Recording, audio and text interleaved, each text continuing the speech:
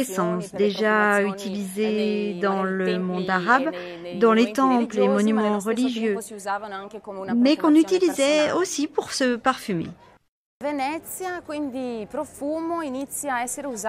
Venise, le parfum commence à être utilisé notamment dans la noblesse vénitienne. Donc ces mouschieri, les premiers parfumeurs vénitiens, créent d'abord des objets parfumés, plutôt que des parfums à même la peau, comme des pendentifs parfumés ou des bracelets parfumés, et principalement les gants parfumés. Ainsi, les femmes de la noblesse vénitienne portaient plus que tout des gants parfumés. Et puis, il y a aussi une section entière du musée qui est dédiée à l'arrivée de la peste, car ils ont alors utilisé du parfum en pensant qu'il pouvait les sauver de la peste.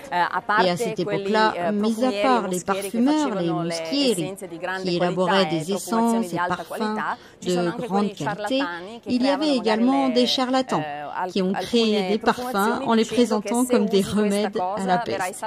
Il y avait donc aussi le revers de la médaille, on va dire. Par la suite, évidemment, grâce aux marchands, à la connexion entre Venise, le reste de l'Europe et l'Orient, ces matières premières se sont dispersées. Une grande partie de ces matières premières, qui étaient totalement nouvelles pour l'Europe, grâce à ces marchands, et on parle toujours du XVIe siècle, arrivaient sur le reste de l'Europe.